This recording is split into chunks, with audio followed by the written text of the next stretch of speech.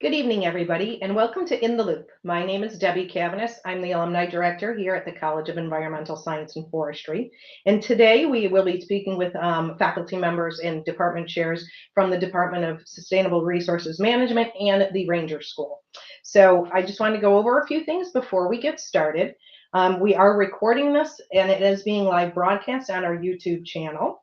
And we will be saving time at the end of the broadcast for questions, and you can ask questions for two ways. If you are logged into your Gmail or YouTube account, you can ask questions right in the chat, and we will be sharing that information with our panelists. We may be broadcasting them across the screen, so please be aware that your YouTube username may be broadcast. If you would rather, you can also send us email questions but at alumni@esf.edu. That's alumni@esf.edu, and those will be sent to us, and I'll ask the panelists at the end of the program. So let me first begin by bringing on our first guest, Dr. Christopher Nowak. Dr. Nowak is chair of the SRM department and four-time ESF alum. So welcome, Dr. Nowak. Thank you. And also joining us is Dr. Mariann Johnston. She is director of the Ranger School. So thank you very much for both being here with us. I'm excited to have you. I know you've both been here for a little while, but we have a broad range of alumni, students, prospective students that are joining us tonight. So if you could each take a little time to give us a little bit about your background and kind of how you ended up in the position that you are today. I'll ask Dr. Nowak to go first. Thank you. I appreciate much that we're here together today. I like these kinds of events. I appreciate Debbie putting this together for and with us, and that I'm here with Dr. Johnston. And Dr. Johnston and I, of course, are regular colleagues in terms of work and trying to take care of our programs and students together. So I'm glad to be here tonight. I would just follow up that I have 4 degrees from ESF. My first degree was 1979 from the Ranger School. So 45 years coming up here in terms of my anniversary. And I wove my way through Forestry Resources Management up through 1992. I've been a faculty member now for 26 years. Good fortune to come back to ESF after 6 years with the Forest Service, and department chair for 6 years. I'm actually coming up on my 3-year reappointment, so maybe after tomorrow I won't be chair anymore. Well, we don't wish that on you. We like you. We keep you around a little bit, Chris. Thank you. So, Mariann, how did you end up in the director position of the Ranger School? Yep. Good evening, and thank you also for inviting me to join you here. Right. So I am originally from Colorado. So my bachelor's degree is from Colorado State University. I spent some time in the Peace Corps before going to the University of Idaho, where I earned both my master's and my doctorate there. And around 2008, there happened to be a faculty position that opened at the Ranger School. And so we moved to Wanakena, and I joined the faculty there at that time. And in 2020, when the previous director, Mike Bridgen, retired, I applied for the position and was appointed it. And so here I am. Well, weren't you lucky to come in 2020? Did you get the first COVID class? I got the first post-COVID class, which I honestly think might have been even a little bit more challenging because we had to go into that year with all sorts of restrictions at that point in place. So I really have kudos for the class of 2021 at the Ranger School. I'm sure. Well, very good. Well, thank you. I'm glad you're both with us today. So as I mentioned, we have a lot of different alumni from different years. And I know a lot of our alumni, our older alumni, graduate with degrees in general forestry. As our name now suggests, sustainable resources management. We've kind of broadened that topic, but forestry is still very much part of the program. Chris, can you talk a little bit about how forestry ties into the different department majors? Well, I can, and I'm the leader of the department name change, which changed also at that time of 2020 before COVID. So it's been that long already since we had a department name change. And of course, it's not the first time. I think our department name has changed 12 times in the existence of the department. And in fact, in the 1960s, it was resources management. In the 1970s, it was environmental resources management. And it wasn't until the 80s and 90s that it was forest resources management. It's always been about forestry. And it still is, but we changed first starting in 2003 when we added natural resources management to our portfolio, and about 15 years ago, forest ecosystem science. So still forestry centric, natural resources centric, but then for a variety of reasons, mostly focused on the fact that we wanted to contribute to the college's mission, but also claim our space of being a resources management department. We added energy management, which to a certain degree, of course, makes sense in the world today, and renewable energy specifically, with wood as a core component of that renewability. So that was a natural for us. The construction management program came to us as a split off of a department that was disbanded at ESF. Again, a management department. That's actually, of course, wood centric. Mass timber is a central part of that, building and building energy, much of which revolves around energy and renewable resources. So management department, resources management department, but we're more than forestry, although still core and at heart of forestry, not just in our department, but at the college. It seems like you can't have one without the other. Very good. So, and Mariann, now I know you teach some forestry courses, but you also have 3 different departments up at the Ranger School now, which is somewhat new. Do you want to talk about those programs? Sure. So the Ranger School, based at the Wanakena campus, so we are one of the regional campuses of SUNY ESF. We are the location for the college's Associate of Applied Science, or AAS degree programs. So we have, and of course, these are all based in the Sustainable Resources Management Department and are taught here at the Ranger School. So those 3 degree programs are Forest Technology, which is our longest running program. That's been in place in some form or another since 1912, which was when the Ranger School was founded here in Wanakena. That program has always had, of course, a strong hands-on field component, tree identification, tree measurements, inventory, chainsaw and tool use. Surveying is a big component of this as well. So there's always been these very hands-on technical components to the programs. In probably the 1990s, a concentration here was created in land surveying technology. And as that program gained interest, it was in approximately 2005 that it then became a standalone AAS degree. So from about the 1990s on, you could get a degree in AAS in forest technology with a concentration in land surveying. And now starting in 2005, it's an AAS in land surveying technology.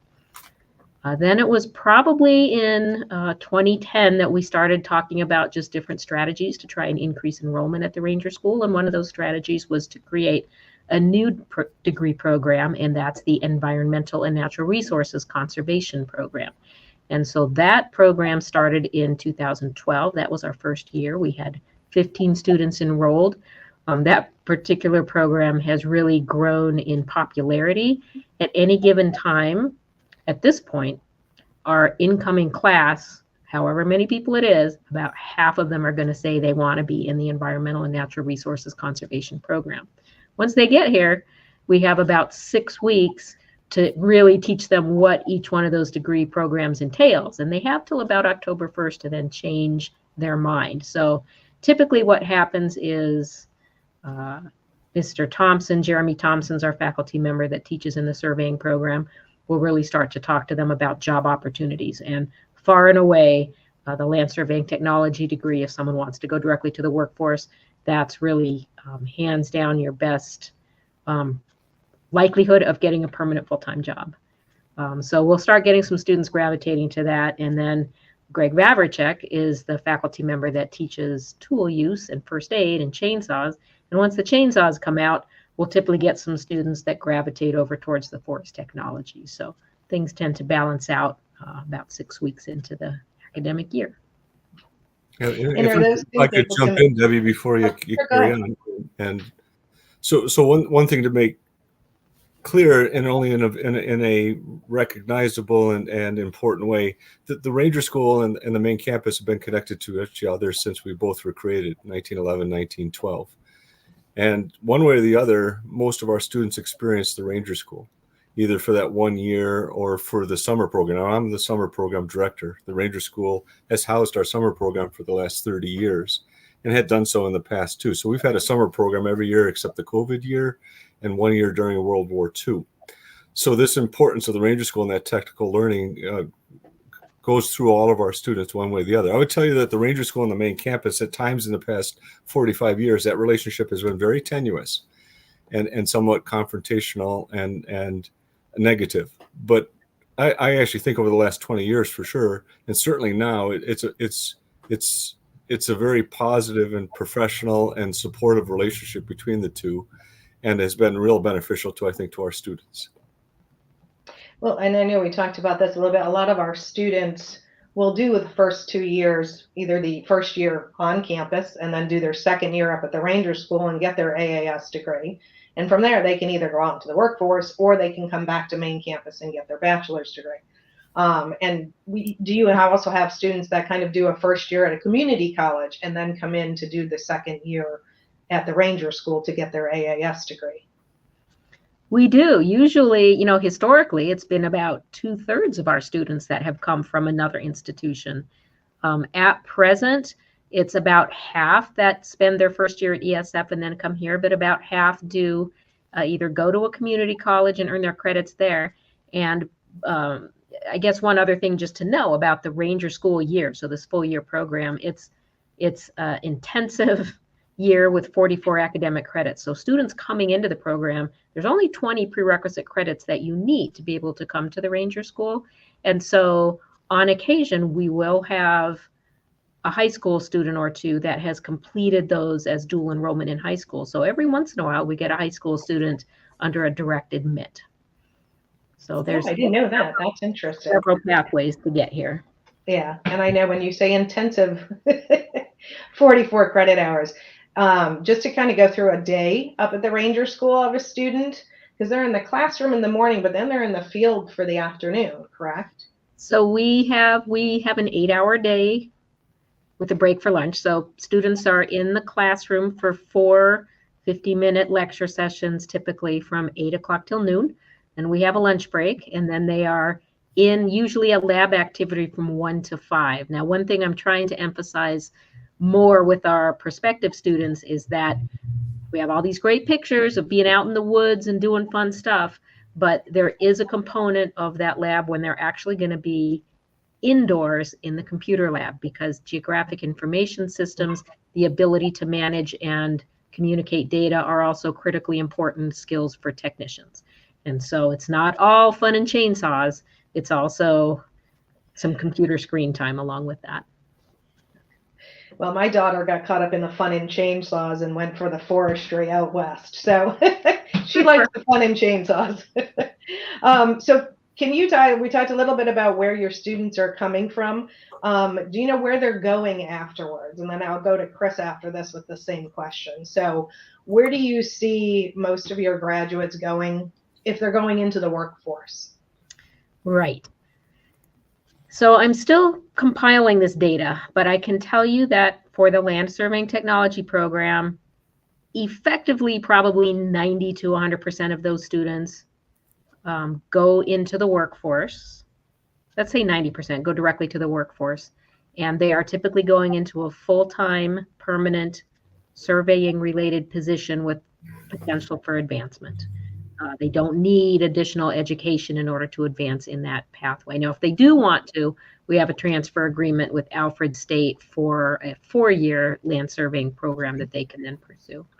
But almost all of our land surveying technology students are going right to the workforce. Amongst our forest technology and environmental and natural resources conservation students, there's a lot of overlap between those two programs. So there's a lot of similarities in where they go from here. But I would say most of the students in those 2 degree programs do have a job when they leave the Ranger School. Oftentimes that's a seasonal position. Oftentimes that works nicely if they're going to continue to their 4-year degree program the next fall. Others will stay in a seasonal position as long as they can, maybe find another job during the winter, and then again start that job again the following the following season. And this is a way to build connections and eventually build into that permanent job. A lot of our students from the ENRC program go to the soil and water conservation districts increasingly. A lot of our forest technology students, many will go with maybe the Forest Service or with DEC summer positions.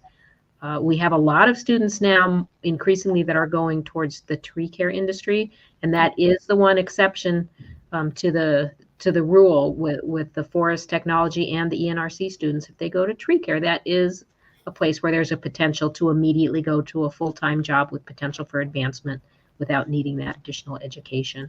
Right now, about half of our ENRC and forest technology students will go back to ESF to get a 4-year degree. About half will go to the workforce. Okay, great. So, Chris, over to you. I know we have some of our students coming in from the Ranger School, but we have a whole other cohort coming as freshmen or transfer students.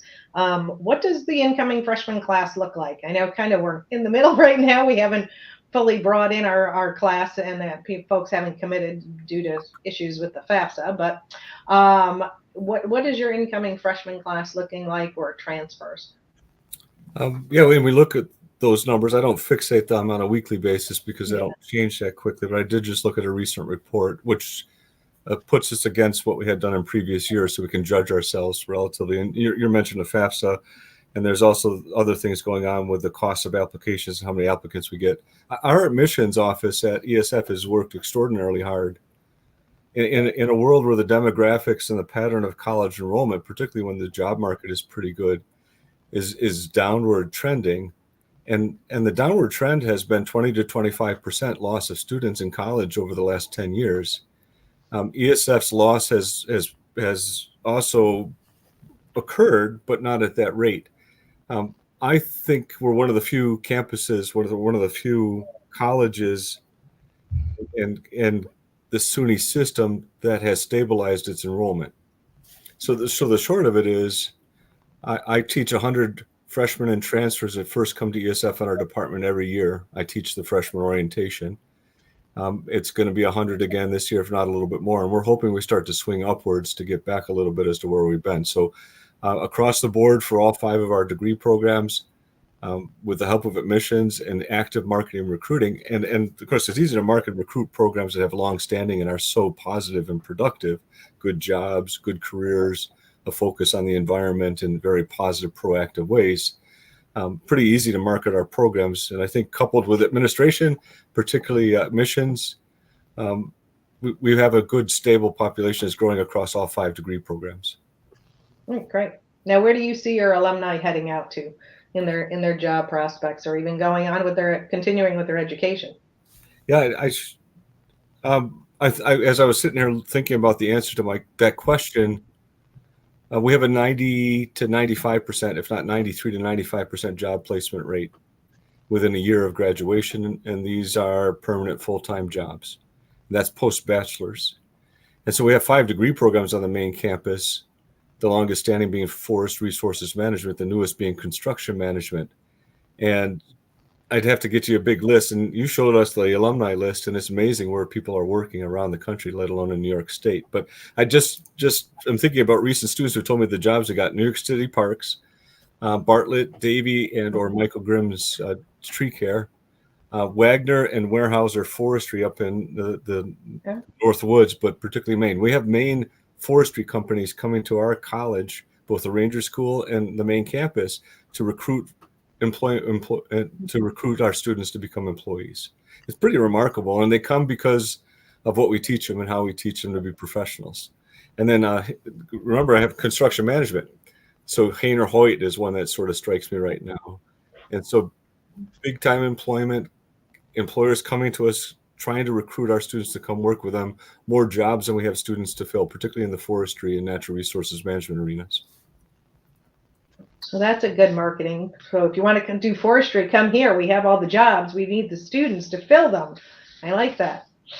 I think the next thing I'd want to talk about a little bit of construction that we've been doing on campus, and hopefully everybody's been aware that Marshall Hall just went through a full renovation. They totally gutted the building and have reopened it this last year, and it's just a beautiful addition to the campus.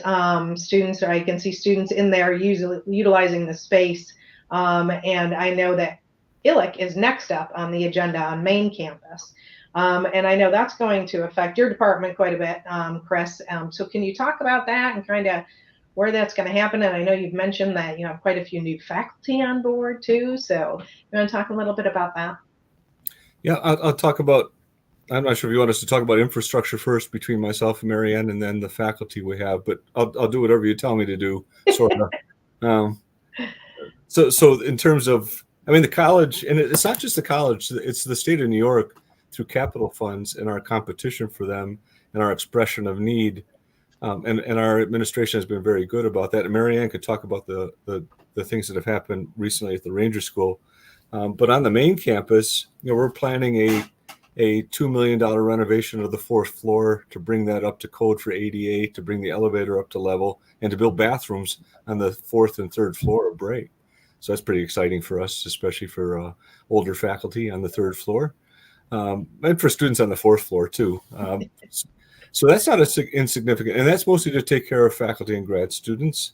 The ILIC rehab, I think that's what it's called, even though it's going to be essentially a complete rebuild down to the concrete underpinnings. It's over $100 million project with $30 million for surge. A good 8 to 10 year project. We're in the planning stages right now. I'm actively involved in that with other faculty from our department. We are being pushed out of ILIC because of the environmental biology growth and some changes in how students need to have certain kinds of space to learn properly and learn safely.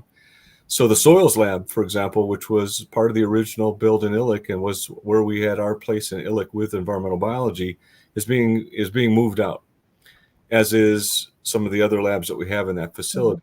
And that sounds like a horrible thing, except they're going to do a $3 to $6 million rehabilitation of Baker to accommodate the lab needs for our SRM faculty. So that's pretty spectacular, I think. You should also know that the college has finally gotten an architect and a planner to build the first fire sciences lab on the ESF campus. That's going to be built at the Lafayette Field Experiment Station, first as a temporary facility, but then as a permanent new element of what we teach our students, this fire management and fire science. All right, I didn't know that. That's news to me too. That's exciting. All right, so we'll stick with the construction. So I know the Ranger School has undergone some recent construction as well. Do you want to talk about some of the new things that you're seeing up at the Wanakena campus? Sure. And this isn't all glorious like new lab spaces or anything, but I'm really excited that we have new bathrooms in the residence hall.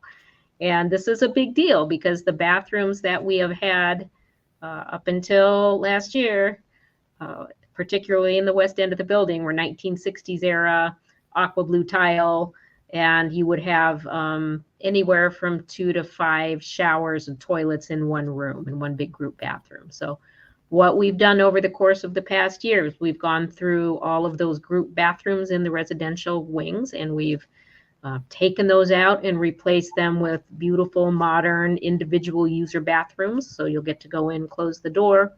You have your toilet, your sink, and your shower.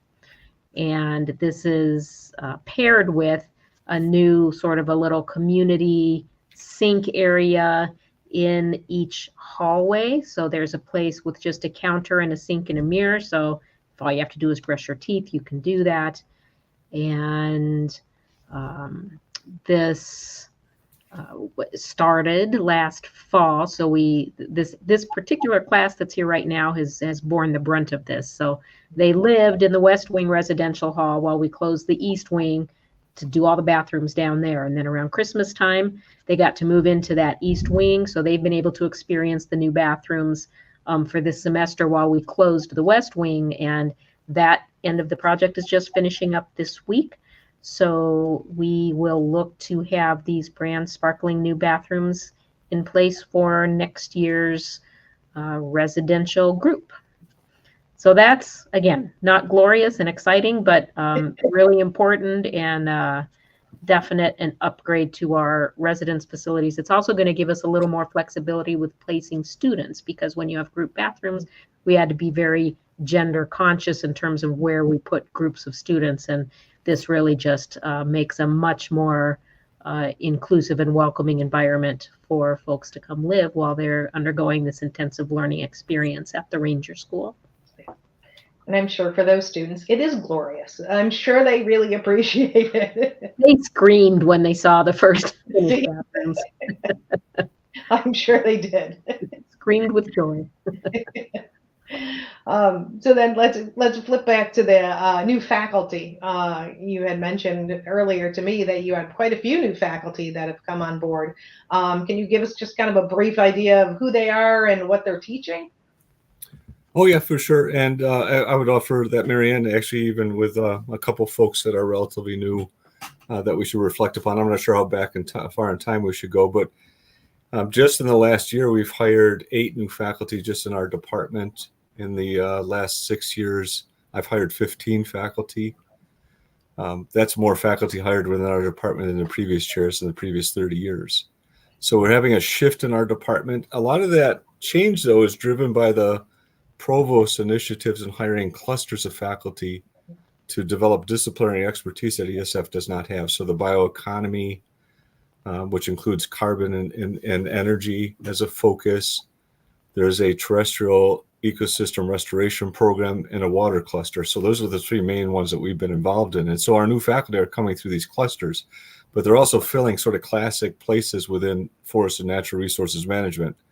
So we have soils, water, economics, geospatial, construction management, and human dimensions, but they all have sort of a special connection through either water, ecosystem restoration, or carbon in particular, particularly climate change, science, and management.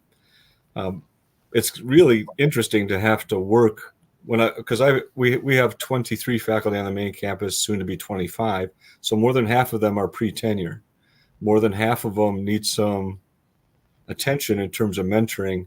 And it's a very interesting dynamic. I don't think it's stressful. It's just pretty darn exciting. That doesn't include the fire science and management person we hired just a few years ago, the LCA energy management faculty that we hired. We just hired our first arboriculture and urban forestry faculty. We've wanted one for 30 plus years.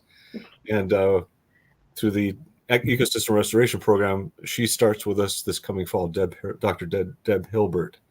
We hired another construction management faculty whose expertise is in building energy conservation. So very interesting and dynamic time in our department and at ESF as a whole, because that hiring went across the boards. I think our department, for a variety of reasons, has a greater share of hiring proportionally than any department.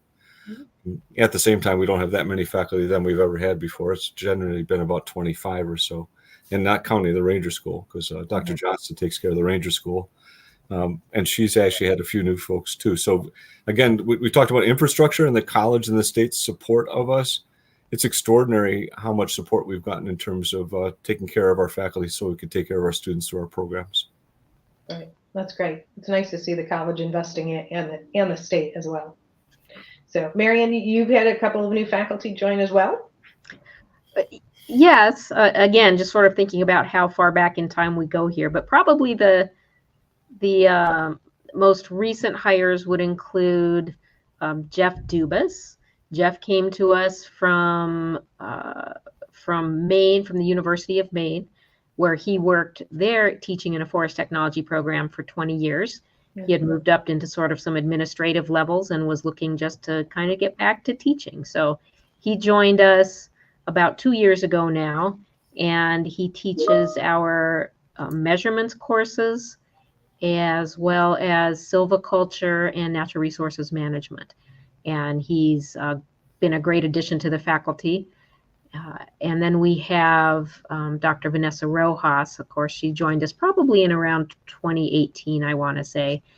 Dr. Rojas is our wildlife specialist, so she teaches the wildlife techniques course, wildlife conservation course.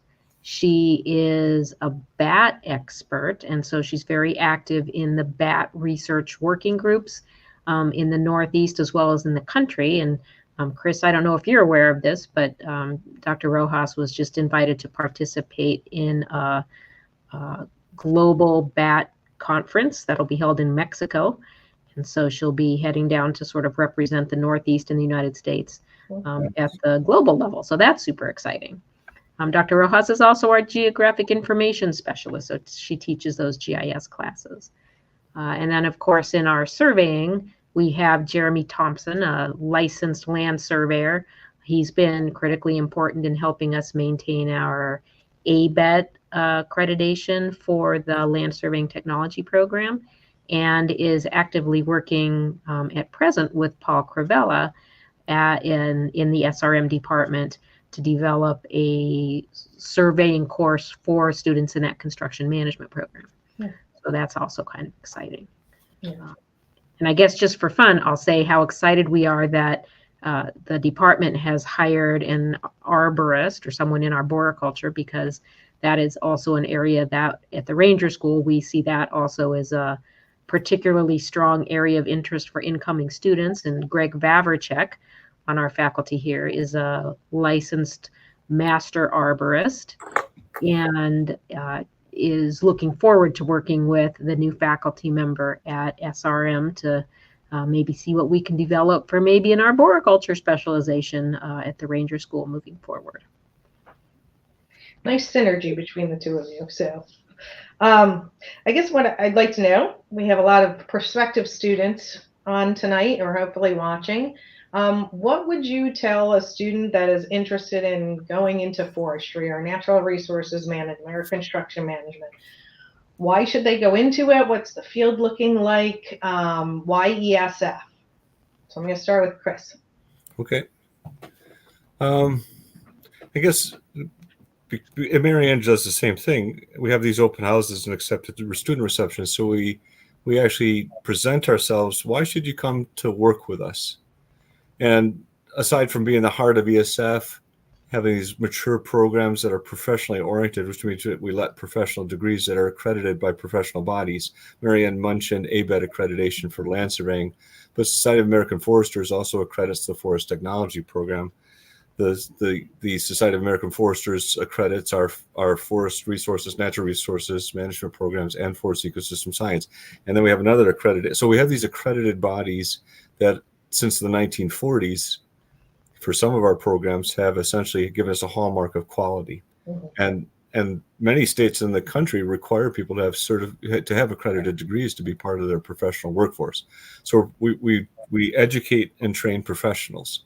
And there's a bunch of things that come with that. We give them skills and knowledge that is unique compared to others in society that are therefore marketable and useful.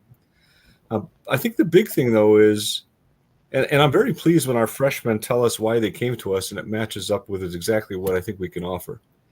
And that has to do with careers, working outside in the natural environment, doing things, changing things to make things better.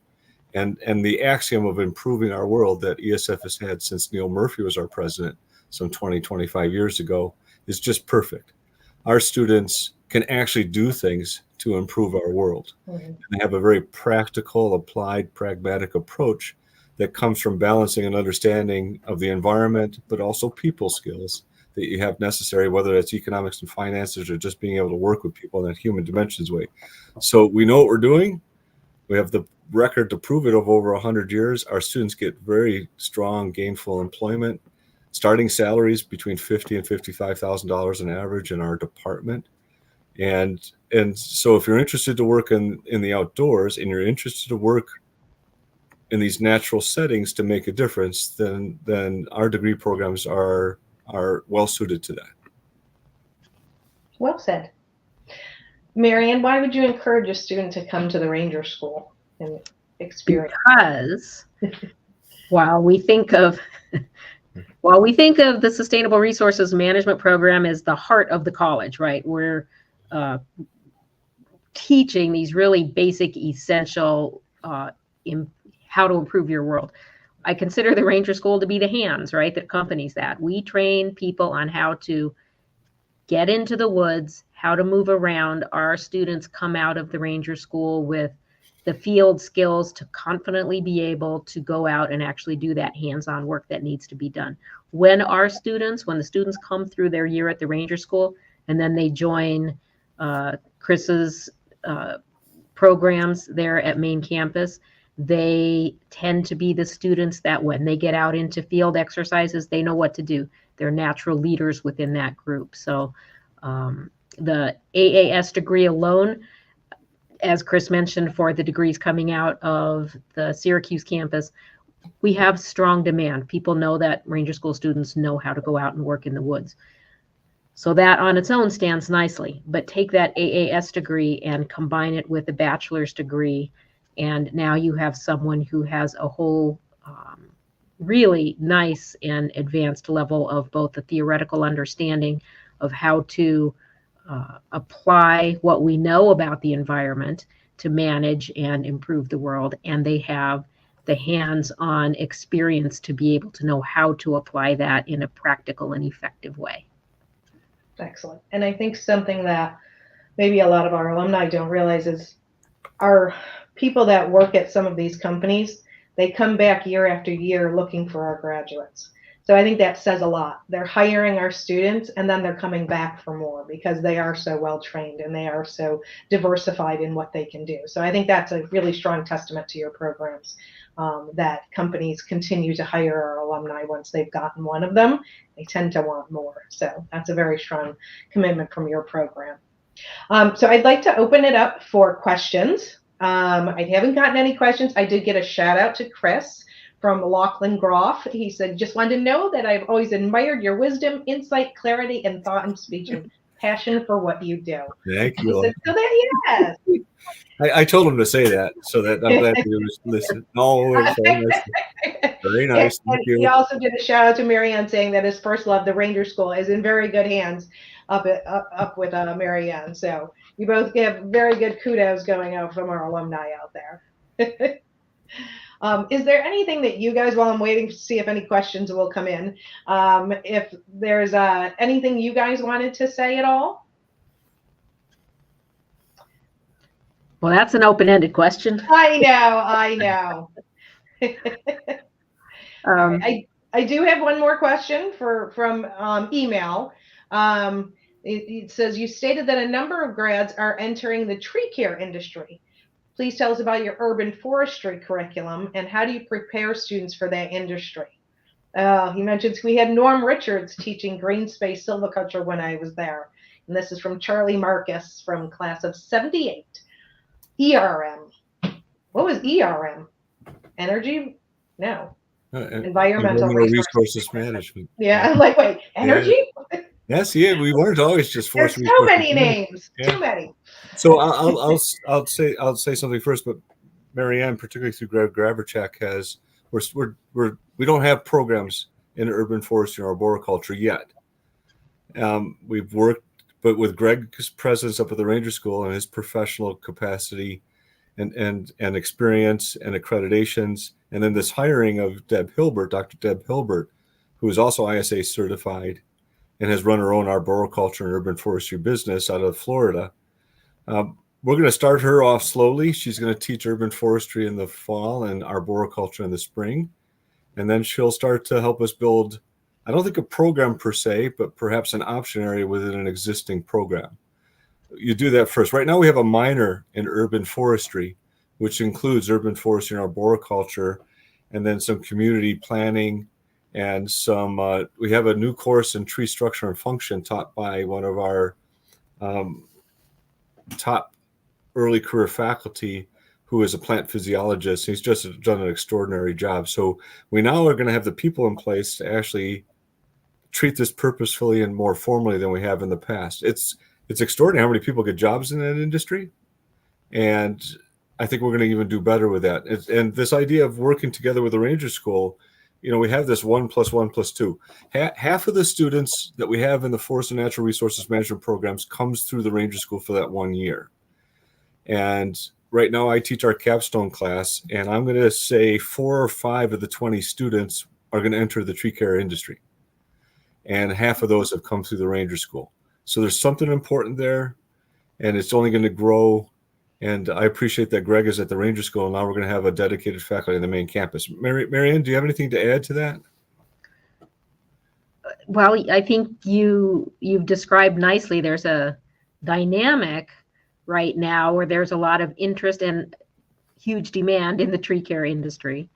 And Greg has been instrumental in bringing, we've had Davy Tree comes here now. They bring equipment. So we have a field day where students can just experiment with tree climbing equipment and watch how a bucket truck works. And then in the spring semester, we had someone from Bartlett come and help us out with some teaching and tree risk assessment. So we have a really strong industry tie. And I think similarly to what Chris described as a potential urban forestry program, starting out maybe as a concentration or a certifiable program or something within another curriculum, and then we see how it grows. Similarly, I think Greg would like to work with the new faculty member there, Deb, and we'd also maybe like to look at developing, the hands-on piece. So how do you climb the tree and do the work on the tree? And that really works nicely into this larger urban and community forestry bachelor's program or concentration within a bachelor's program, where I think I just sort of see this as a nice potential growth pattern for the future. If I could add, thanks, Mariann. I would, two things came to mind as Mariann was talking. One is there's an emphasis at the college in the SUNY system in micro-credentials and certificates. And skills-based learning lends itself very nicely to packaging courses either online or in person for short stints or longer, so that people can actually learn after they've left college or even outside of college. So that's going to happen too. And I just can't help but think that the arboriculture urban forestry arena will have those kinds of contributions to the state through these things called micro-credentials. The other thing is that the U.S. Forest Service Research Work Unit is destined to move to the fourth floor with us in Bray, so occupy some of the space I control. And so they're going to be this, and they already are a nice partner, but they're going to be physically right next to us. And that plus the city of Syracuse's arboriculturist urban forester are very keen to work with Deb. And I do think we're going to see a significant synergy amongst these different partners, not just us in the Ranger School, but outside of ESF in this arena. Nice to hear that community involvement as well. Now we have a whole bunch of questions. So Nicholas Healy would like to know, do you think there are many opportunities for land surveyors to work consistently in environmental ecological capacities? So I'm thinking that was probably for Mariann. That is a great question.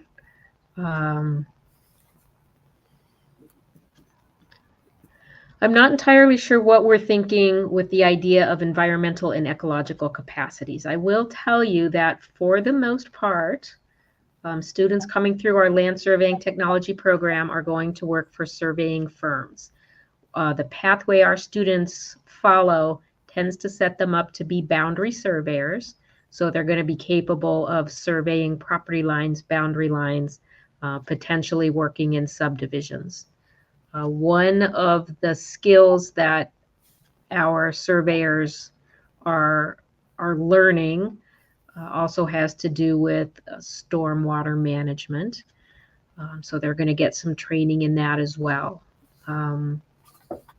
So I think, again, our surveyors are largely sort of working in that, surveying world. Now, there are positions, and we do have students from that surveying program that have gone on to work for example, the DEC.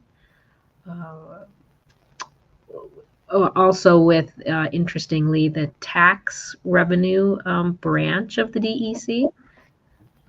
So there are, I think there are a variety of pathways you could follow, but again, I think most of our students are tending to go along some pathway that includes the boundary surveying approach. If I could add, I actually, when I graduated from the Ranger School, before there was a land surveying degree, I was a land surveyor and a crew boss for 2 different companies. And I almost stayed in that profession.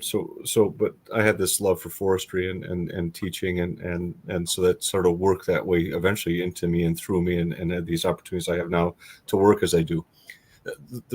There is such an opportunity in all these disciplines to work in areas that are very creative and artistic and individualistic. And you wouldn't think that land surveying is that, but it is. There's a lot of opportunity to be creative and artistic in that field. That I'm not sure how that helps with the environmental ecological capabilities, but it is a place you wouldn't think that a professional like that would have sources of passion and joy, aside from working outside on a near daily basis, particularly early on in your career, which you can't go wrong with. Mm-hmm. All right, so now I have a question about timber harvest on ESF properties. He's asking us, do revenue needs still drive timber harvest on ESF property? Yeah, not at all. I was going to say, I don't Yeah, think no. So we have probably the best team of forest properties personnel that we've ever had, led by Bob McGregor, who was a past district ranger for the Forest Service at various national forests in the East and the West. So he's got this extraordinary capacity to plan and think and to take care of people and to put together teams of people. So he has a really young staff of foresters up in the Adirondacks and in the central New York area here. And in fact, they're looking to hire a forest technician up at the Huntington and the northern properties. They can't seem to find one with their first search, which is just shocking to me. I think they misadvertised it, actually. So they're going to re-advertise that. So there is no cutting that takes place on the properties without the sole driving purpose of either supporting research or supporting teaching. Now, I just said that. Now, there's some things that are salvage harvest. So, for example, at Highbrook Forest with the white ash and the emerald ash borer, there was a pretty active program of pre-salvaging those trees before they died across that 4,000 acres. So there's salvage harvests that go on. There's opportunities to put together timber sales to support teaching or research. We need other timber sales to generate enough revenue to make the job attractive for loggers and timber companies to actually come buy the timber. So, and I know the Ranger School is actually going through this right now as they get ready to do some cutting in a relatively large expanse along the Route 3 corridor. And to my great pleasure, Vanessa Rojas and Jeff Dubas have been actively engaged as the professors driving the treatments that are going to occur on those cuts as a place for long-term teaching. So the 1970s make $1 million to buy President Palmer a new car. That's what we used to think as students, by the way. there wasn't one. There was something to that, but that's long gone. And again, there is no. Whenever you say an extreme, it never quite works out. I would tell you that there is no cutting on the forest properties unless it actually is consistent with sustained yield principles and tenets and sustainable forest management. And most of the cuts are taking place to solely support teaching and research. Mariann, do you have anything to add to that, since Chris mentioned? Actually, no. Chris covered it nicely. We have a really sort of an exciting timber harvest plan that is getting marked it's getting marked now. It'll go out to bid this summer. We're planning on it taking about 2 years to do that. You know, one of our challenges with the environment is that our winters are getting increasingly unpredictable, and we really rely on winter conditions in many cases to do effective harvesting that protects the soil and the landscape. So with these increasingly variable cold periods in the winter, it makes it a little more challenging. So we're going to stretch out the harvest period for this over a couple of years just to sort of make sure that we have opportunities to get in and work where we need to. Yeah, makes sense. Question about average class sizes or student-teacher ratio in the department. I could go first, and well, the average class size, we have the 5-degree programs. Each class is 20 to 25 students, 80 to 100 students total in any one program over the 4 years. Forest ecosystem science is much smaller. It's a very specialized program. Energy management is small right now in a way that's it's concerning to a certain degree. So we're working on that. So our goal is 25 to 30 students per year, so 100 to 120 total students within our programs over 4 years. Well, you take that number and you divide it by the 25 faculty, and you end up about a 15-to-1 ratio of students to faculty. I think it's one of the lowest ratios in the SUNY system, to the point where there's always consternation about cost efficiencies. There's this tension between, we want to have that small body of students where we have that individual attention. Our labs are usually 20 to 30 students in any one lab section. ESF has over 2,000 undergraduate students and about 300 to 400 graduate students. So some classes are much bigger, and but lab sections are always kept to a certain size. So that's 20 to 30 students. But the ratio within our department is small. And what that means is, like, for example, for advising, one faculty member will advise 15 students about it. So it seems like a lot, but it's actually fairly fair and accessible and comfortable that way. Mariann, your math is somewhat similar. We didn't mention your total enrollment. So you got 6 faculty and so many students. Yep, we have 6 faculty. We generally average around between 50 and 60 students. So you can do that math quick and easy. So it's about, a 10-to-1 ratio of students to faculty. Those 60 students are divided up into the 3 programs. And again, typically we're a little heavier to the ENRC, a little bit less, more and more to the forest technology. And the land surveying technology program this year has surprised us, because we normally have maybe 4 to 6 students in that program. And this year we have 14. So that, we think it's a response to the fact that there's a big demand for that degree program right now in the industry. There's also some regulations at the state level that have changed.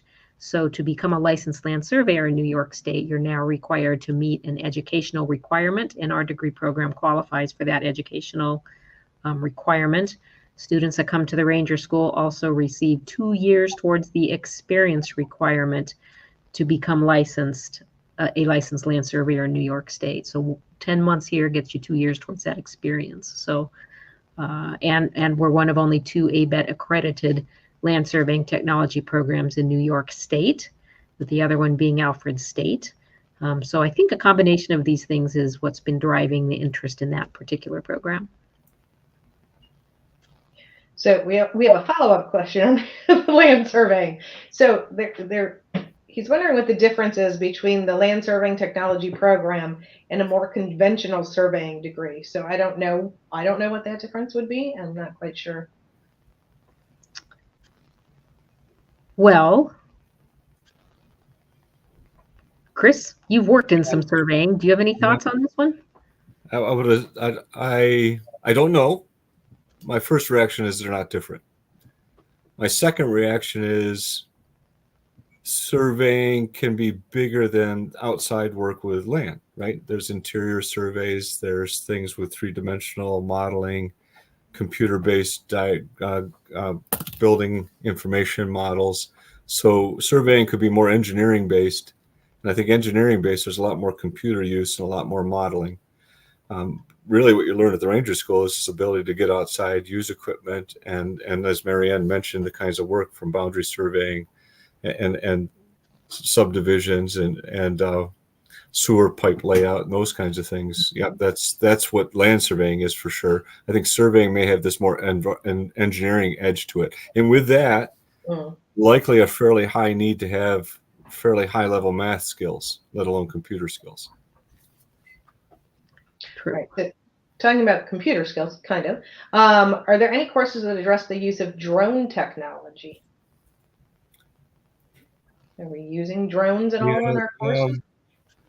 I think we're going to use them more. Right now, they're just demonstrations. So all the geospatial technology courses demonstrate their use.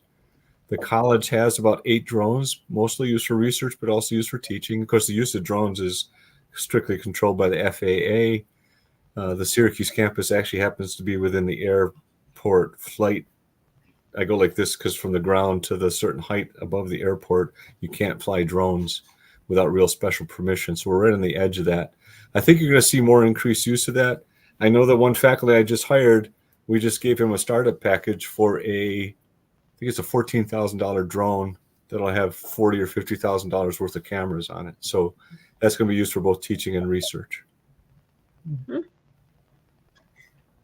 Mariann, are they using that up at the Ranger School at all right now? We haven't made it a formal part of coursework. However, in the Intro to Surveying course that all of our students are required to take in the fall semester, we bring in a couple different surveying firms that bring their drones in. So we demonstrate how those are used, and we look at some of the sorts of data that are available from those. So it's something that we're honestly we're watching, at some point. So all of our programs have an advisory committee, and this is a question that we bring up every year with our surveying advisory committee, as well as our forest technology and ENRC advisory committees, is at what point do you need our technician, or do you need us to have technicians coming to you that know how to either use a drone, manage the data, because when you're talking that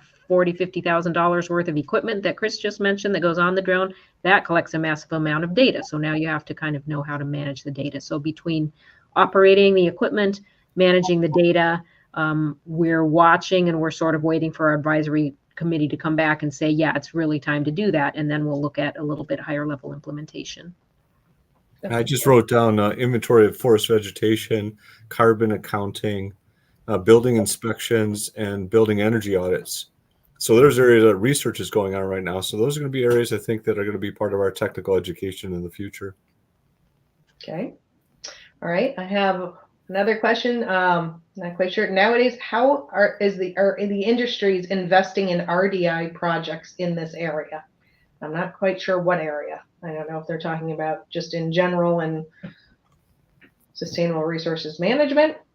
I don't know if you can answer that question without more information.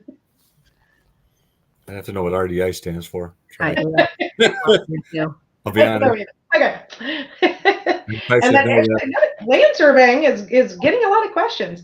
So are there opportunities for pre-accreditation Ranger School land surveying technology graduates to get an accredited degree? So I think if they're coming in with pre-accreditation Ranger School land surveying technology grads to get accredited. You are accredited, aren't you? Don't they come out with an accredited degree? Ooh, okay. So the Ranger School, thinking that we're talking about the ABET accreditation, that ABET accreditation came into play probably in 2010, I think is when that initial accreditation was put into place. So we would have had maybe 5 years of students coming through the program before it was ABET accredited. And you don't get grandfathered in. Okay. Yeah. They're a Ranger School 02 grad.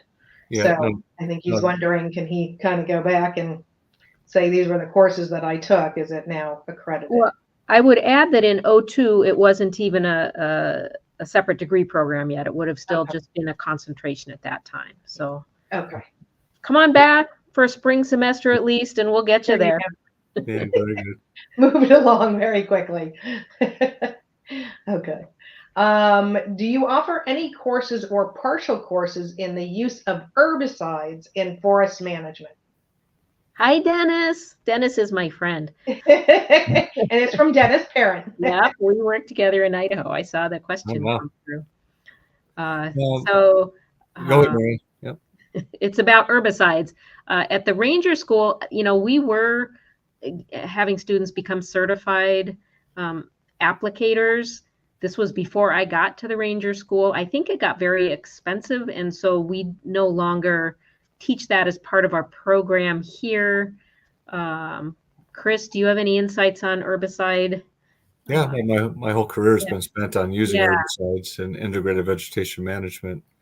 So it's probably an area that we probably should teach more. Of course, now with the fire courses, we will now have a capacity to actually broaden our students' vegetation management tools. I would say there is not a course. I used to teach a course in this in integrated vegetation management. We taught a herbicide specific course in terms of modes and mechanisms of actions many decades ago. But I'm going to say 5 to 8 courses have components of herbicide use. So I just taught advanced silviculture, where we had 4 or 5 modules. So 4 or 5 weeks where herbicides were a part of the story. My natural resources management capstone, they had to manage invasive exotic plants in each of the systems. and they had to compare a chemical versus a mechanical approach and the finances associated with that. And so they had to learn about herbicides again and the different kinds of approaches in using them. So I don't think we do as much as we could, particularly in terms of what students are going to use. I'm wondering if the ISA, the urban forestry and arboriculture, is going to bring that, because that sort of pesticide use is going to be part of that profession and discipline, whether it's insecticides, fungicides, or herbicides. So I think that's going to expand, actually. I think so too, Chris, and that as we talk about possibly developing a more tree care centric program here, that's something that would certainly be on the radar, is possibly going back to the pesticide applicators training. I also will say I think it's going to be increasingly important because invasive species are such an increasing threat to our ecosystems. So there's certainly a lot of room for us to probably incorporate more than we do now. Well, I think we've gotten through all of our questions, but I'm sure people will have more. So I'm going to say, if you have questions about the Ranger School, you can always visit us online. I've put up the Ranger School website on the screen right here. Please go through, kind of take a look at the programs if you're interested. And I know you can always email anybody at the Ranger School, Mariann, or myself, and we can get your questions answered. If you have questions about the SRM department, again, go online. You can learn about all of the different programs that they offer, and also about our graduate degree programs as well, because we're not just undergraduate.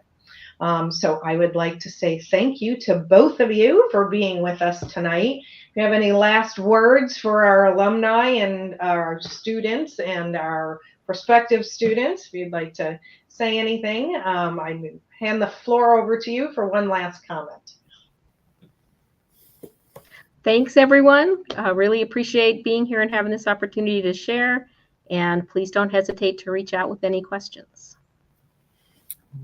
Thanks, Mariann. I would first thank Mariann. I always enjoy working with Mariann on these things, as we've done this now for years, these kinds of things. This was a nicely done one. I appreciate the quality and the questions, the organization, Debbie, so thanks for that. Let me tell, there's some alumni, there's future alumni in the group.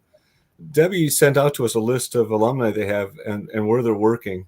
It's just shocking, the diversity and the richness of the jobs.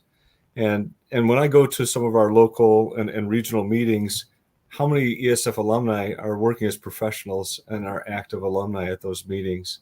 And as somebody who has a 45-year career, I'm starting to know more and more of them, right? So it's just a remarkable thing we have going on at ESF, and the kinds of things we can do together and have this long-lasting positive impact on things around us. So I appreciate the opportunity to talk tonight, and for people's interest to join us. And like Debbie and Dr. Johnston said, let us know if you have any questions or needs for more information. All right. Thank you both. We are signing off for now. So please tune in to our next In the Loop. We are highlighting our different departments and also alumni from the different departments as well. So thank you, everybody, for joining us this evening, and take care.